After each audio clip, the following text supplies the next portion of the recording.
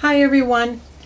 It is important that we know what channeled literature is and the doctrines that evil spirits are promoting so we can recognize them when they enter our churches or when the newest best-selling Christian book comes out. In the Bible, we learn that an evil spirit can take over a human body, being able to use that vessel as it desires. The late Walter Martin was a world-renowned expert on cults and occult apologetics. He tells us that spirits can use a person's tongue to speak in foreign languages. They can try to strangle their host, and they can make their body levitate. They can drop thoughts into a person's mind, speak through their mouth, and use their hands to automatically write or type their doctrines. In 1 Kings 22, a lying spirit entered the mouths of all the prophets who were prophesying to King Ahab, so we know that demons spread their deception through people. Throughout the centuries, evil spirits have been known to speak through the mouths and influence the writing of their hosts, creating stories, poetry, and fictional accounts of how the world began, as well as instructing people in the occult. A 2nd century church father, Theophilus of Antioch, in his letter to his pagan friend Autolycus, informs him that demons who were being exorcised confessed that they influenced the writings of Greek poets. Theophilus said, "Even to this day the possessed are sometimes exorcised in the name of the living and true God, and these spirits of error themselves confess that they are demons, who also formerly inspired these writers." God put protections in place so that spirits can't just take over our bodies and speak through us anytime they want, but channelers put themselves into an altered state of consciousness, and they go into a trance, so they are hypnotized. Then, when they're in the alpha brainwave state, spirits can take over their body. It's as if a person's brain is a computer, and when one goes into the altered state, it's like stepping away from the computer and allowing other entities to take control. Those who open themselves in this way find spirits dropping thoughts into their minds and occasionally taking over their body. Medium John Sutton described his experience with automatic writing, saying, "I found that I was helped by my unseen guides.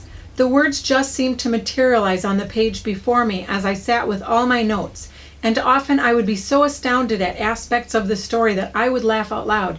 You see, it was as if I were reading the book for the first time, not writing it. The book wrote itself, almost as if I were an automaton, pressing the keys to the instructions of another. It was, in fact, a form of automatic writing, and it is a gift that is with me to this day." There are quite a few channeled New Age books. Some claim to be written by ascended masters, which are spirits pretending to have lived thousands of lives until they have reached perfection. These purport that they have come to help humanity. Others are written by spirit guides, and many are written in the first person, claiming to be God, Jesus, or the Christ. We know the spirits who dictated these books are not really Jesus or God, because they are filled with vitriol and hatred toward the work that Jesus did on the cross, and they are always opposed to the essential doctrines of Christianity. Walter Martin spoke of another Jesus who is known in the occult. He said, "There is another Jesus, another spirit, and another gospel. They are counterfeit. Do not be fooled by them.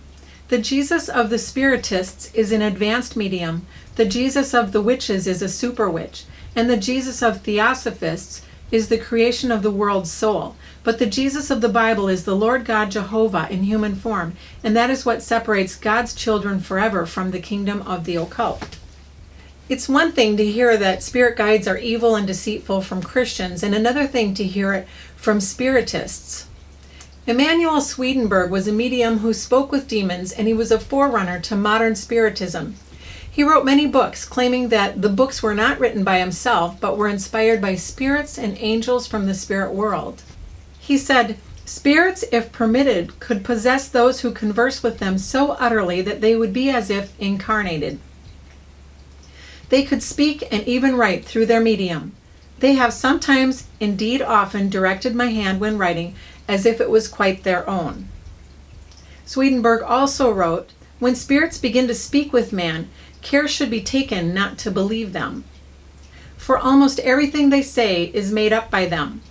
If it were permitted them to relate what heaven is and how things are in heaven, they would tell so many falsehoods and with such strong assertion that man would be astonished." In the book of Leviticus, God tells us, "As for the person who turns to mediums and to spiritists to play the harlot after them, I will also set my face against that person and will cut him off from among his people." Dave Hunt was an author and researcher who has written extensively on the occult. He explains that there are many channeled works. He says, "The communications consistently received in this manner by numerous channels have been recorded in thousands of books and videos and are influencing the thinking of an entire generation in the West." In This Coming Darkness, Dr. Ankerberg and Dr. Weldon had this to say, "The spirits have come out in the open today. Through possessed channels, they have spoken in public seminars, via books, cassettes, and videos, and even on national television." There are 4 main lies that evil spirits teach. Number 1, they teach that Jesus isn't God any more than we are. Number 2, they say there is no sin, no devil, or hell. In other words, no judgment for wrongdoing. Number 3, there is no death, but rather we get to be reincarnated over and over until we get it right. And the 4th lie is that people have a divine spark within and are therefore gods. They tell us that God is at the center of our souls and we should look within for knowledge rather than turning to the Word of God. Channeled books are very enticing to the carnal-minded and to those who haven't come to love Jesus with all their heart. They are seductive in that they tie scriptures to satanic ideas, causing those who are biblically illiterate to believe they are pleasing to God while they're actually practicing the occult. They appeal to selfishness, pride, the lust of the eyes, and the lust of the flesh, and they aim to help people feel good about themselves and to ignore their guilty consciences. They sometimes promote good things, like the importance of forgiving others, which is kind of like mixing poison with healthy food. We don't want to be ignorant of Satan's devices, but that doesn't mean we should go out and study all the occult books we can get our hands on. These books can be dangerous to read, as they are very enticing, making promises to those who follow their suggested sorceries, and they appeal to one's pride and desire for flattery. After 30 years of studying the Bible, I actually found channeled literature to be repulsive. It disgusted me to read it because it's so anti-Christian and against Jesus. I also felt that the books were full of time-consuming malarkey. If not for the fact that I've been researching for my upcoming books so that I can help others know what the enemy is teaching in these days, I'd say that Christians should steer clear of these books and spend their time in the Word of God instead. Esther Hicks, the channeler of a group of entities collectively called Abraham, which dictated the law of attraction, it's a book about positive confession, tells us, "I felt the incredible sensation of being breathed. It was as if something powerful and loving was breathing the air into my lungs, and then drawing the air back out again. I realize now that this was my first powerful contact with Abraham. All I knew was that something more loving than anything I'd ever experienced was flowing through my entire body." She says, "I went to my typewriter and held my hands over the keyboard. My hands began to move across the keyboard of my typewriter. They were moving so rapidly and with such power that it was somewhat alarming to Jerry." Jerry is her husband. Note that these entities feel loving, but when their host begins to turn to Christianity, they reveal their demonic side and they begin tormenting their host. Neale Donald Walsch describes how he was led to write what his God dictated in Conversations with God. This is an Uncommon Dialogue, Book 1. He states, "I thought I'd go straight to the source, straight to the greatest victimizer of them all. I decided to write a letter to God. It was a spiteful, passionate letter, full of confusions, contortions, and condemnations, and a pile of angry questions." It sounds to me as though Neale was angry with God for perceived injustices in his life. It seems as though Neale thought that he knew better than the all-knowing Creator. His pride set him up for demonic deception. Ready to be indoctrinated against the Bible, he describes how a spirit took over his pen. "To my surprise, as I scribbled out the last of my bitter, unanswerable questions and prepared to toss my pen aside, my hand remained poised over the paper as if held there by some invisible force. Abruptly, the pen began moving on its own." The author of this book, a spirit guide who masqueraded as God, committed blasphemy by writing in the first person. As is common in all channeled works, Experience is given a higher priority than written words, and evil spirits who tell us that it is okay to lie expect us to believe them over the scriptures, in which God is against lying, and in which every prophecy God ever made has come to pass exactly as he stated, demonstrating that we can trust the Bible. However, the Spirit Guide tells Neale, words may help you understand something, experience allows you to know. Now, the supreme irony here is that you have all placed so much importance on the Word of God and so little on experience. He says, my most powerful messenger is experience. And he states, listen to your feelings, listen to your highest thoughts, listen to your experience. In New Spirituality, Christ is not Jesus, but rather it is an office or a position that anyone can achieve. Christ consciousness is a state of mind that everyone can allegedly reach, and New Agers believe that Jesus reached this state of consciousness, and that is why he was called the Christ. In the dialogue of Neale's second book, we are told, all it takes is Christ consciousness to perform miracles. Many have been Christed, not just Jesus of Nazareth. You can be Christed too. Because God has given us an innate sense of morality, human beings intrinsically recognize that such things as murder, lying, theft, molestation of children, and rape are wrong. What Hitler did was inexcusable to those who believe in the sanctity of human life. Yet the evil spirit who pretended to be God in Neale's second book claimed that Hitler went to heaven. Neale asks how Hitler could have been rewarded for what he did, and the false god replied, Hitler didn't hurt anyone. In a sense, he didn't inflict suffering, he ended it. Hitler didn't inflict suffering when he buried people alive, when he separated families, when his soldiers raped young girls, when he starved and worked people to death, when human beings were herded naked into gas chambers. What I don't understand is how New Agers can possibly trust a God who would make such a ridiculous statement. How do you trust a spirit guide who says that there is no such thing as sin and that lying isn't wrong? Tomorrow's God by Neale Donald Walsch also starts out with the spirit presumptuously speaking in the first person as God. The premise of the book is that we need a new God because the old one never worked. Tomorrow's God claims that those who don't believe this are only seeing what they want to see, rather than the killing going on in God's name, the separation, oppression, fear, and utter dysfunction of a demanding God who tells us exactly how to believe in him. For your information, the God of Christianity doesn't condone killing and oppression, and if people would only listen to him and love their neighbors as themselves, we wouldn't have utter dysfunction. According to the arrogant demon who dictated tomorrow's God, yesterday's God is created, made up out of thin air. Tomorrow's God boasts of being the best and only kind of God there is, one who gives free will to choose any religious path. A main doctrine of Hinduism and New Spirituality is that all paths lead to a good place. Universalism is becoming more popular as it is being promoted in the West. Tomorrow's God tells us that humanity needs to make a choice between remaining with the old ways and turning to a newer, better way. If humanity doesn't choose well, he says, there will be more hatred, another world-shaking disaster born of rage and wrapped in violence. He claims that it is time to move from the old spirituality to the new spirituality, to let go of yesterday's God and embrace tomorrow's God.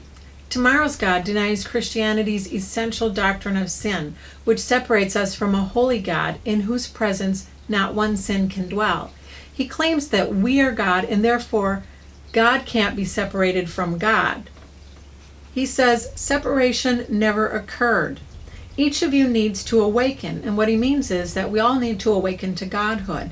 He says God cannot separate God's self from any part of God. Through the writings of spirit guides, our world is being set up to hate Christians as non-thinking, intolerant bigots and haters. These entities teach hostility toward Christianity, claiming Bible believers are stuck in an old paradigm, blaming Christians for war, murder, tyranny, inquisitions, and the Crusades. Channeled literature points the finger at the Catholic Church, which many consider to be a false version of Christianity. The papacy acted inconsistently with Jesus' command to love our neighbors as ourselves. They burned true Christians alive with their Bibles tied around their necks and slaughtered Muslims, Gnostics, and Jews because they wouldn't convert. Nevertheless, Evil spirits demonize Bible followers by claiming that the Inquisitions and Crusades killed more people than all dictators combined throughout history. This is patently false, as atheist regimes in the 20th century alone, such as that as Mao Zedong, butchered more than 78 million people. Joseph Stalin massacred at least 23 million people, and Adolf Hitler exterminated greater than 17 million. These figures don't even include the war casualties caused by these tyrants. Neale's God says, yesterday's conceptualizations about God are what have led to humanity's downfall. They have brought tears and anger and violence and bloodshed and untold anguish and terrible destruction across the globe and around the world. God herself has not done this, but your ideas about God have. He says you would abandon those beliefs that are killing you, that are impairing your ability to survive right now, but the negative effect of most of your most damaging beliefs is so insidious, is so slow in showing itself that you do not recognize them as being damaging. Humanity's major fallacies about God and about life make for a deadly litany of error that has created and continues to create to this very moment a world of deep anger, brutal violence, terrible loss, unrelenting sorrow, and unremitting terror. So long as you believe in a two-faced God, you will create ecstasy and terror side by side. And he claims your God is killing you. He says Jesus' message was that he is greater than none. If you are not divine, then how could he have been divine? And he claims there is no death, so how can there be a judgment day after it? He says it was yesterday's God whose total message was said to be found in one book in a single sacred text. That is the claim that made yesterday's God so dangerous, because if you did not embrace one specific doctrine brought forth by one individual source, recorded in one sacred book, you were not part of the community of believers and were disapproved of, derided, shunned, outcast, condemned, oppressed, attacked, and killed. It is important to note that the Bible is not just one book. It is actually 66 separate books written by 40 different men over a period of 1,500 years, even though it was inspired by one author, our Creator.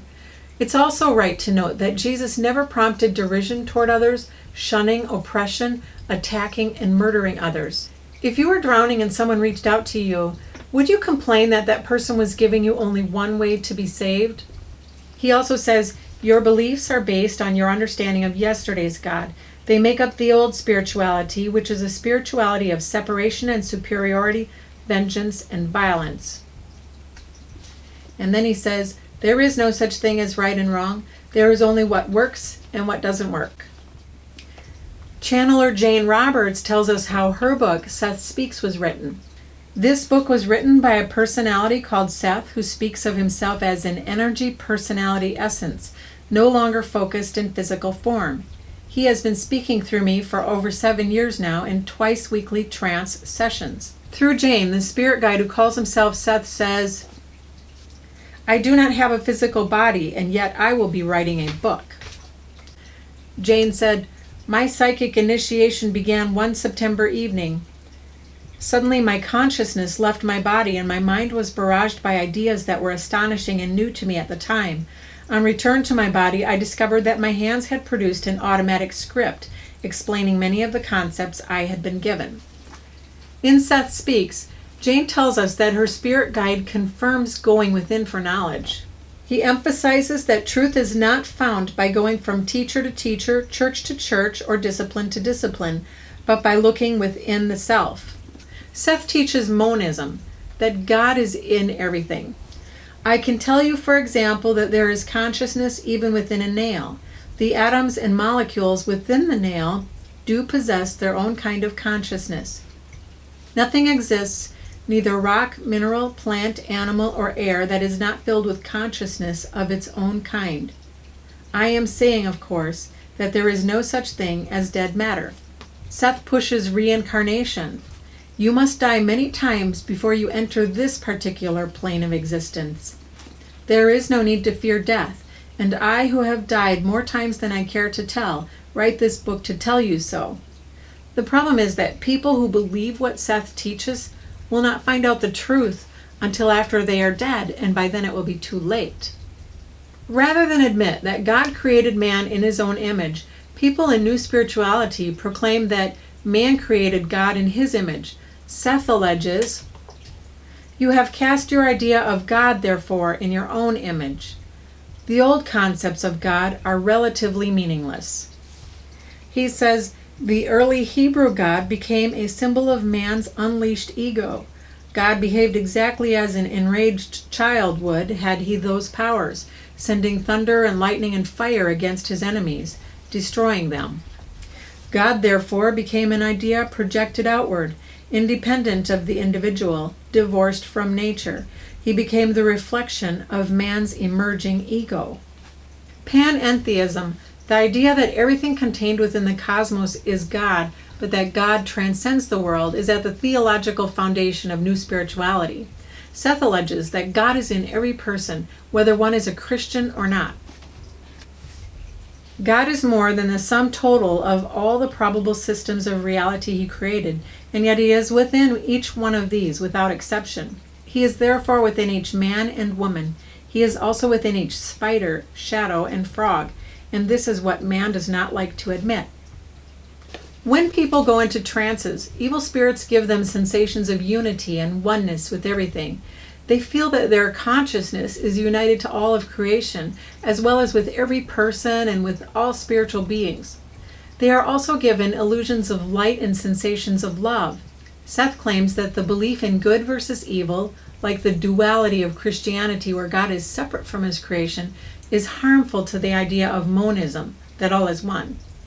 He says, a strong belief in such opposing forces is highly detrimental, however, for it prevents an understanding of the facts of inner unity and of oneness, of inner connections and of cooperation. A belief, therefore, an obsessional belief in opposing forces, is perhaps the most detrimental element, not only after death, but during any existence. A belief in good without a belief in evil is actually highly realistic. Christianity was but a distortion of this main truth, that is, organized Christianity as you know it. And he says, limited, dogmatic, or rigid concepts of good and evil can hold you back. Too narrow ideas of the nature and existence can follow you through several lives. If there is no good and evil, then we must deny a devil. Seth tells us that the devil is a projection of our own psyche. He also says, there are no devils or demons except as you create them out of your own belief. Seth denies heaven and hell as described in the Bible. He says Christian dogma speaks of the ascension of Christ, implying, of course, a vertical ascent into the heavens, while the horror of religious punishment, hell, is seen at the bottom of all things. He claims, now those who have such beliefs in hell and a devil actually lack a necessary deep trust in the nature of consciousness, of the soul, and of all that is. They concentrate upon not what they think of as the power of good, but fearfully upon what they think of as the power of evil. The hallucination is created, therefore, out of fear and of restriction. The devil idea is merely a mass projection of certain fears. There are then no devils waiting to carry anyone off. Seth alleges that another man died on the cross, not Jesus of Nazareth. He says of Jesus' crucifixion, only the deluded are in danger of or capable of such self-sacrifice, you see, or find it necessary. Only those still bound up in the ideas of crime and punishment would be attracted to that kind of religious drama. The Course in Miracles is sort of like a New Age Bible. Regarding A Course in Miracles, Dr. John Ankerberg and Dr. John Weldon tell us, all in all, the Course is a masterpiece of spiritual strategy. It claims to be a revelation from Jesus Christ himself, and it is intelligently organized and simply written. It appeals to personal pride and can become almost addicting emotionally. It is carefully designed to radically restructure a person's perception against Christian faith and toward New Age occultism. They also tell us the spiritistic revelation called A Course in Miracles is merely a novel form of Hindu philosophy with a Christian veneer. And in Occult Invasion, Dave Hunt tells us regarding A Course in Miracles that dictating Jesus contradicted nearly everything the Bible says about him. Not surprisingly, what this Jesus said was in perfect agreement with the messages being communicated by a wide variety of entities through thousands of channels around the world. Former New Ager Warren Smith, who used to teach the Course, says, "My conclusions were inescapable and shocking. A Course in Miracles and the Bible were two completely different thought systems that were mutually exclusive and diametrically opposed in every degree. To my utter amazement, A Course in Miracles was the Holy Bible turned upside down. The Course had not updated or reinterpreted the Bible, it had completely rewritten it." Helen Schuckman tells us how a spiritual entity who alleged to be Jesus began telepathically dictating A Course in Miracles. She says, "I was still very surprised when I wrote, 'This is A Course in Miracles.' That was my introduction to the voice. It made no sound, but seemed to be giving me a kind of rapid inner dictation which I took down in a shorthand notebook." The fraudulent Jesus of this New Age Bible emphasizes experience over theology, saying that all paths lead to God. What matters is not that we have a universal theology, but that we share a universal experience. He alleged that for thousands and thousands of years, the human race had misunderstood who we are and who God is. Allegedly, according to the impersonating Jesus, at the beginning of time, mankind fell into a very deep sleep. Many of the concepts in A Course in Miracles come from Hinduism, such as the claim that the universe is nothing but an illusion. Evil spirits teach that everything and everyone is made up of vibrating consciousness. A rock is supposedly vibrating very slowly, and spirits are vibrating at very high frequencies. Christians are supposedly vibrating at lower frequencies than New Agers, holding the earth back from ascension. If a person does one lesson per day in A Course in Miracles for a year, supposedly that person's vibrations will rise to a higher frequency. If enough people do this and become attuned to God consciousness or Christ consciousness, reaching enlightenment, then all humanity will wake up from this psychic nightmare that we're in. We will then discover our oneness with each other and with the universe. Having to reach a certain percentage of enlightened individuals is called critical mass theory. Then comes the quantum shift, where humanity evolves into gods, and the earth, Gaia, is released from her captivity, ascending also. The channeled spirit proclaims, "When you have been caught in a world of perception, you are caught in a dream." According to the evil spirit, in order for us to wake up from the nightmare, we need to convince ourselves that there is no sin, no right or wrong, no separation from God, and therefore no need for forgiveness. There never was a rift between God and humanity. God doesn't judge or condemn us, and there is no hell or devil. Spirit guides portray Christianity as an institution that fleeces people by causing guilt about their thoughts and actions, exploiting the concept of sin. Instead, we are to give in to our bodily desires and experience what we want to the fullest. Opposing the Bible, we are to believe that sleeping with another person's spouse is not wrong, that the atrocities committed against 6 million Jews along with millions of imperfect individuals by the Nazis wasn't sinful. One simply needs to let go of the concept of sin and be enlightened, to believe one is in at-one-ment with God.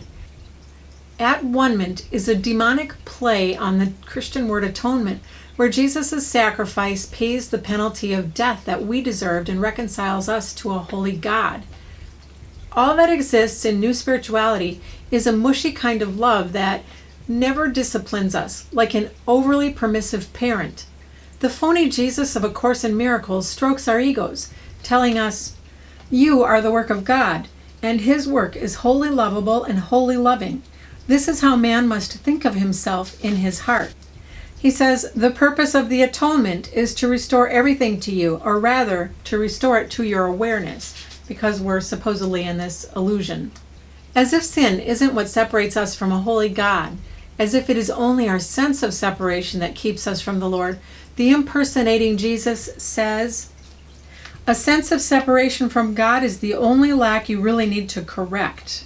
This impostor creates an illusion where there is no hell and there will be no final judgment. Evil spirits deny that there will be a day of the Lord when evil is going to be expunged from the earth. The Jesus of A Course in Miracles says, "The last judgment is one of the most threatening ideas in your thinking. Judgment is not an attribute of God." And he says, "It is a final healing rather than a meting out of punishment. The aim of the last judgment is to restore right-mindedness to you. It simply means that everyone will finally come to understand what is worthy and what is not." He tells us the journey to the cross should be the last useless journey. And do not make the pathetic error of clinging to the old rugged cross. On page 396 he tells us, "A slain Christ has no meaning." The Bible makes it clear that only God can forgive sin. And in Mark 2:5, when Jesus told the paralytic that his sins were forgiven, he was making a statement that he is God, which is why the crowd accused him of blasphemy. Yet the fraudulent Jesus in A Course in Miracles alleges that our salvation comes from ourselves, that we are the light, and he tells us to say, "The light has come, I have forgiven the world," as if we are in the place of God. He redefines Jesus' name too. The name of Jesus Christ as such is but a symbol. It is a symbol that is safely used as a replacement for the many names of all the gods to which you pray. Evil spirits promote the idea of loving ourselves and having good self-esteem. You may be surprised, as I was, to discover that some portions of modern psychology developed from channeled writings and are steeped in Eastern mysticism. Daniel Goleman, author of The Meditative Mind, tells us how Hinduism and Buddhism are infiltrating the West through psychology, as Eastern meditation is thought to be a route to personal transformation. Eastern meditation is known to bring about apathy as a person learns to let go of their ego, and eventually they stop caring about those things that used to bother them. That is how the enlightened ones in India are able to walk past suffering children on the streets without feeling empathy. Not only that, but if people are taken over by an evil spirit, these entities give the appearance of being well adjusted. Goleman says, "The meditation systems of the East are applications of spiritual psychologies. As such, they have great potential for cross-fertilization with Western psychology." And he says, "Some of the richest alternative sources of well-formatted psychologies and visions of human possibilities are Eastern religions. Most major Asian religions have at their core a psychology little known to the masses of adherents to the faith, but quite familiar to the appropriate professionals, be they yogis, monks, or priests." He says, "The Eastern psychologies also agree that the main means to this transformation of self is meditation." The way to resolve unhealthy mental attitudes according to Hinduism, Buddhism, and New Spirituality is to dissolve the ego and replace it with another personality. And the path to this transformation is through Eastern meditation. Those in the West who visit psychiatrists and psychologists are increasingly told to practice Buddhist mindfulness, transcendental meditation, or to become hypnotized by their therapist. These are open doors to the spirits. Goleman explains how Eastern religions are being transported through the science of psychology, affecting Western ideas of the human mind. The most sophisticated integration of psychologies, East and West to date, is emerging from the work of Western scholars who have immersed themselves in Eastern disciplines and combined these insights with those of mainstream psychology. Carl Jung was a Swiss psychiatrist and psychoanalyst who founded analytical psychology. He was instrumental in bringing the psychology of the East to Western culture. Jung practiced yoga, studied alchemy, and drew and painted mandalas. He did seminars on Kundalini Yoga in 1932. According to the Red Book, which was published after he died, he did seminars on Kundalini Yoga in 1932. Jung commenced a comparative study of esoteric practices, focusing on the spiritual exercises of Ignatius of Loyola, Patanjali Yoga Sutras, Buddhist meditative practices, and medieval alchemy. Ignatius of Loyola was a Jesuit priest who formulated spiritual formation exercises. These were practiced by the Nazi soldiers before they went out and butchered millions of people.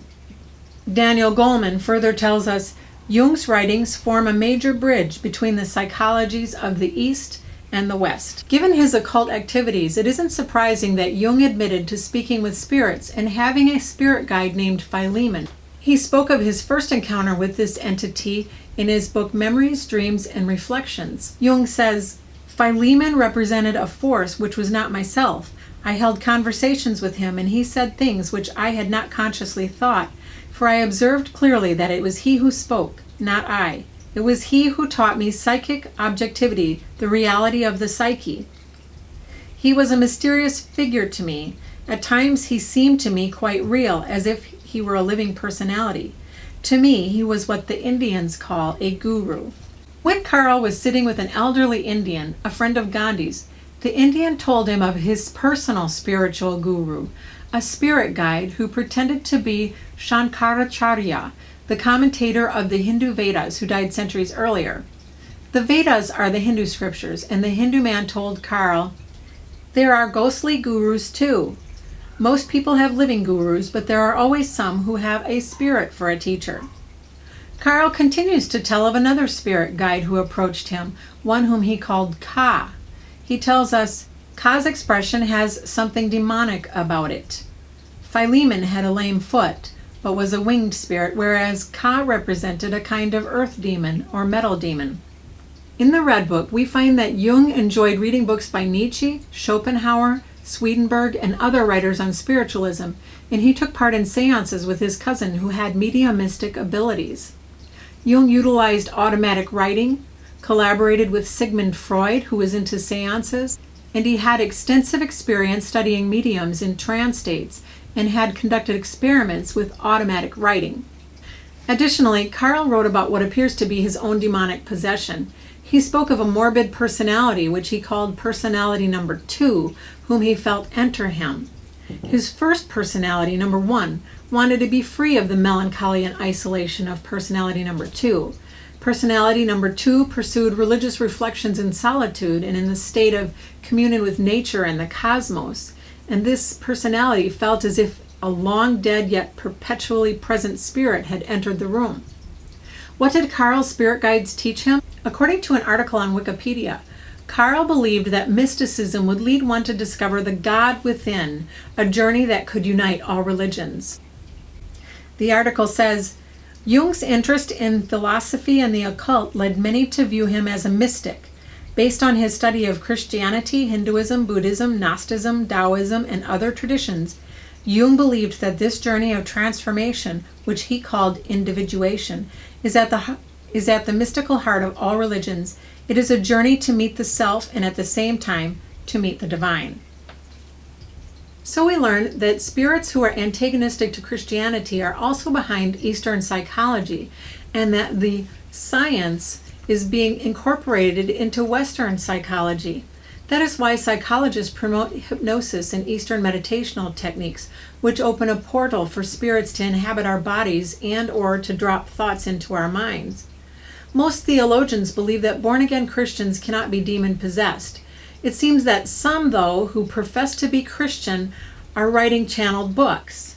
Perhaps evil spirits are able to give their demonic inspiration to those who do Eastern meditation, yoga, or contemplative prayer, which is transcendental meditation wrapped in Christian terms. Now, it's important to note that I'm not saying that all counseling is evil when I point out that some of it comes from channeled sources, only trying to alert you that evil spirits promote the idea that we need to focus on having a healthy self-esteem. In my next video, I hope to demonstrate how several channeled books have become bestsellers in Christian circles. People love these books because they tell them how wonderful they are and make them feel good about themselves. If you'd like to be notified when my next video comes out, subscribe and hit the bell below. I do look forward to your comments also. Thank you.